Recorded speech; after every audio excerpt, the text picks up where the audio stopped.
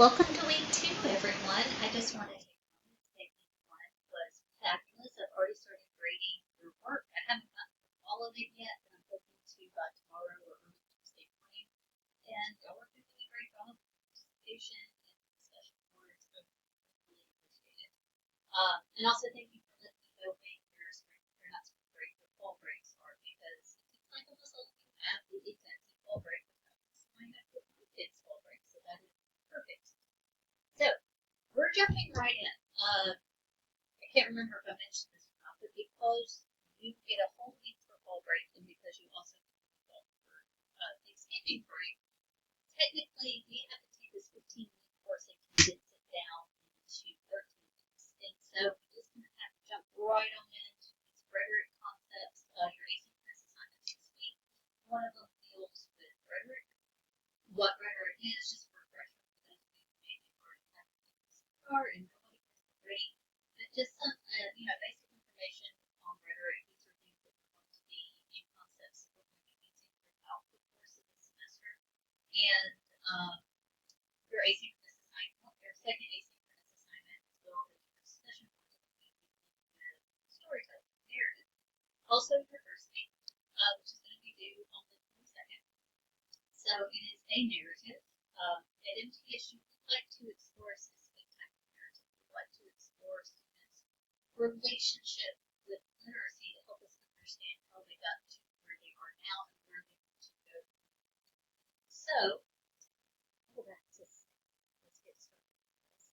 Our narrative is what we use every single day. We are natural born storytellers. Think about it. When you sit down with your friends at lunch or we all go out, wind up telling stories. Even this just for tests as a cake is what happened to me. We love watching people's stories. There's a reason why TikTok is so freaking popular. It's because people are telling stories half the time in some way, form, or fashion, and we're just addicted to these form of people.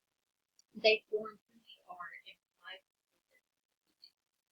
And it's really important that you know how to tell these parents stories and narratives. When you get into your jobs and quote unquote real world, you're going to be asked to do things like performance reviews where you're going to be telling your story of how you feel like you're doing at your job. I mean, every year, but both my husband and I do performance reviews for our jobs. A lot of times we'll be asked to do what performance reviews ignorance in your classes, just to kind of say, hey, this is my story of the semester.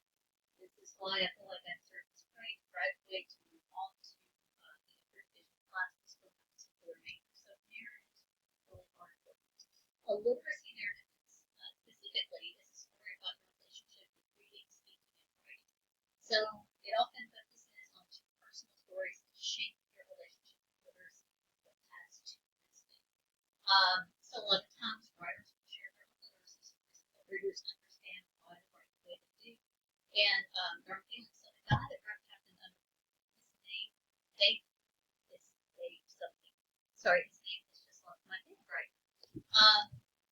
If you look at the back of the book, let me pull that up.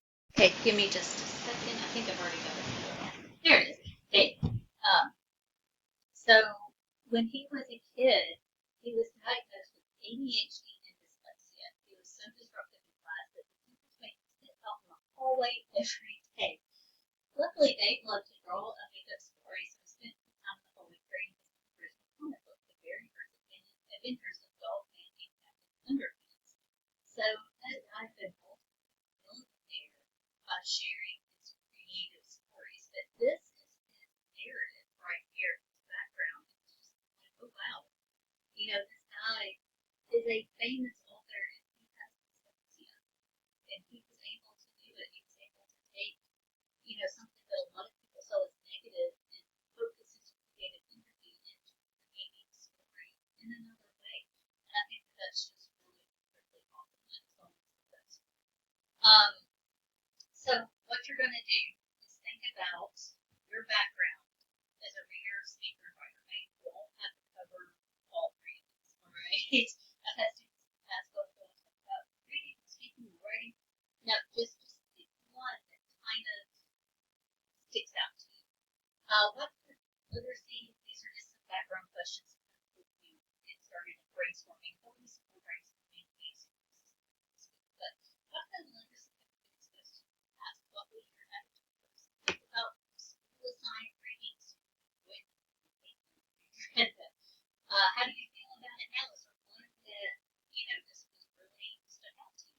Is there anything that in your memories that really stand out to you as being significant in your relationship with others?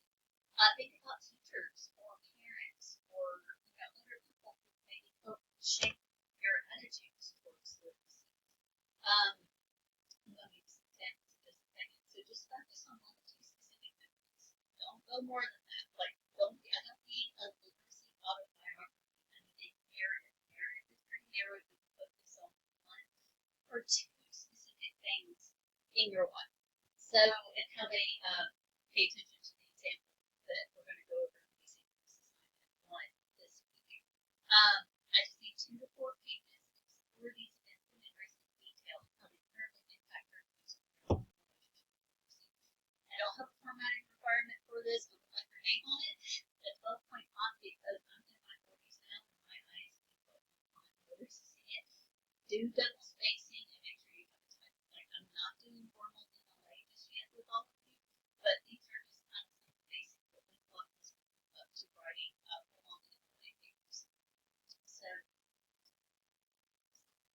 So let me give you an example for me. Like one of my earliest literacy memories is when I was little, and it was pre-kindergarten. But we lived out in the country, and we didn't even have cable because it was the 80s, and they didn't have cable where we lived. We lived next door to my grandparents' farm, so we had cows. And an old antenna where we could get channels 2, 4, 5, and that's about 17 came out and we were able to get it. But every night, my parents would read to me. Like, education was extremely important to my parents. My mom graduated with her associate's degree. My dad only went the first semester of college because of one of my brother, and he needed to work. And my parents were very, very determined that my brother and I were going to go to college. My brother and I actually had 3 brothers, but at the time it was just 4 brothers. All 4 of us actually were first generation bachelor's. And all of us have our master's degree, and my older brother is currently working in his doctorate. So this theme of education was still in business. I can very, very much remember when I was little, my mom, we had this old brown white so brown, very 70s. But every night she would pull me into the recliner and books, and we read Across the Prairie, There's Bears, Richard Scarry, the Richard Scarry books. I don't know if you've ever read those. A lot of Edie Eastman, like We Don't Go. I remember reading I mean, just so many books, like every night we read with paper.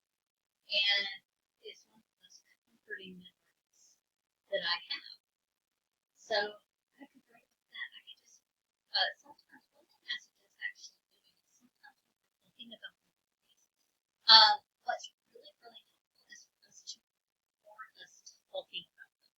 Because sometimes it's a little easier to speak them than to write them. And I've had students do their literacy narratives by doing like text.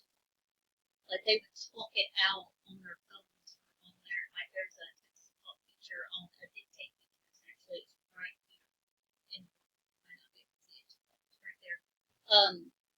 And they just speak their story and then they go back and reformat it and refer to it. So that's a positive memory. I mean, also a negative if you want to. So when I was in 9th grade, I had an anxiety disorder that wasn't diagnosed until we didn't realize it when I was younger. And I can still remember in 9th grade, awkward, bespectacled, braces me was asked to get in front of my English class and tell a story, which is just, it's all kind of special when you're in 9th grade and you're awkward and having a diagnosis of awkward disorder. And I can remember all that and my heart was pounding. I thought I was going to pass out. My voice shook the entire time. I know I spoke in all the time. It was terrible. And so I was writing my literacy narrative, I could talk about how my parents used to love reading and me, and I love to read books, and that has never changed. I still want to read to this day. But I still struggle a little bit with public speaking. And like that made me terrified to do it. When I found out when I was in college that I was going to have to do speech class, I thought I'd die. But I pulled it together and it worked. And I had to work on my public speaking. And now I can get up in front of groups and talk, and it doesn't bother me. But every now and then I'll still kind of get those conversations, and I'll start sweating. Oh, it's so gross. You know, just the nerves having to get up and speak publicly. So I could format my life. So that's just my brainstorm right there. Just getting my story out, recording it, you know, maybe making notes on it. And I have to fill in any details, like maybe describing what my mom looks like, maybe describing this under the books of books. Maybe describing the classroom that I was in. The fact that I had two friends in there that were much we screwed this up because we made public speaking. You know, and then I can go into the details. Sometimes just getting those words out, kind of like in the last about the crappy first drafts. Sometimes just getting it out and back, kind of upgrading it and formatting it, can be really, really helpful during that rewriting process. So make sure you get really close attention to the easy tasks on it. One, I can for a student example, my thoughts on it, how I would fix it, and all that other good stuff, so that way you can really, really good at what I'm expecting on this. Don't forget your discussion. So your discussion course this week, I will say this: the video does have a little bit of swearing in it, so if you have any other siblings around, maybe kind of put on headphones or mute it at the very beginning, just in case. But I think I really enjoy it from Peter's stand too. He actually voiced Crush, the turtle, in Finding Nemo, but he's also the guy that brains behind the best storytelling that Disney came out with in the past, you know, really 20 plus. Oh gosh, he was one of the brains behind Toy Story. If any of y'all watched that, so I think the line for the video has a really good idea on storytelling, and hoping he gets some comments like this one in the video, just like this, to kind of expand on that to make it help people with their narrative. If you have any questions,